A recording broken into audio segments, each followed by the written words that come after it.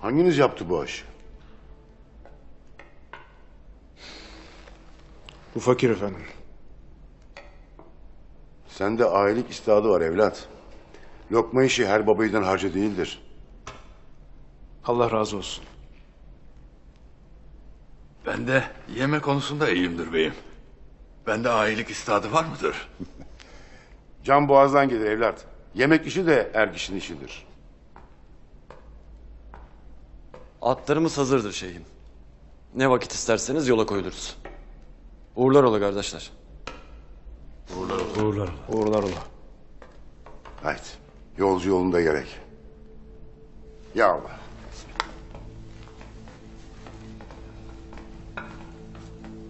Dualarınızı bizden esirgemeyiniz. Sen İbnül Arabi Hazretleri'nin duasını almışsın evlat. Bize sadece amin demek düşer.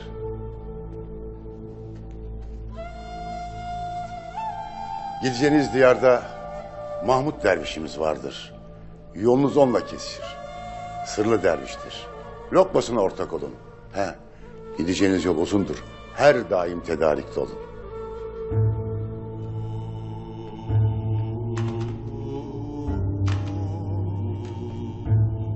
Eyvallah.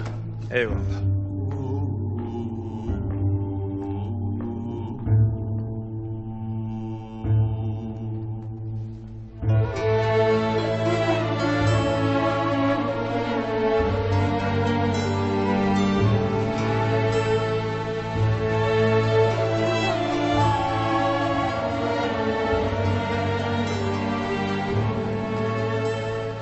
Hayme,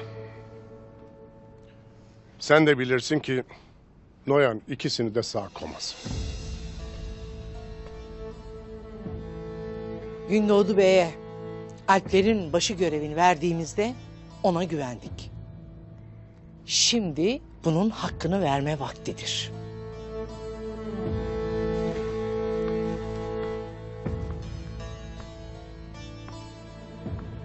Hayme Hanım. Delisiz. Savaş da olmaz. Karar da alınmaz beyler. Ne yapacaksınız? Ben de varım demeye geldim. Hoş gelmişsin usta. Ayma Hatun. Biliriz ki Selcan senin kızın gibidir. Yoksa Hatun da öyle. Babalarının ihanetine rağmen iki kız kardeşi o masum yavruları evlatlarından ayırmadan şefkatle büyütmüşsündür. Lakin mesele analık meselesi değildir. Baş Alpimiz Gündoğdu Bey'in başına bir iş gelirse iki oba da sarsılır. Ya biz ne güne dururuz Gümüştekin Bey'im? Yoksa onu yalnız bırakmayı mı düşlersiniz? Elbette yalnız komayalım. Lakin ben derim ki Gündoğdu Bey yerine diğer alplerimizi gönderelim. Noyan'ın Sungurtekin'den istediği her neyse onu alıp gitsinler. Niye özellikle Gündoğdu Bey'i ister Noyan? Belli ki bir hesabı var.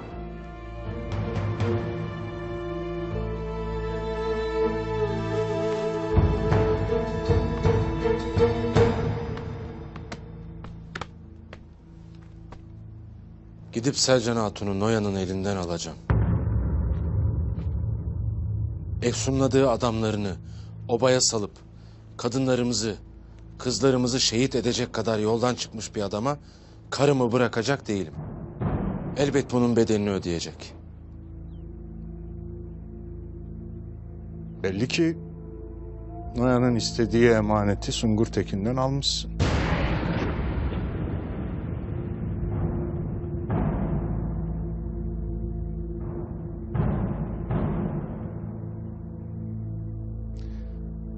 Şimdi sana sorarım.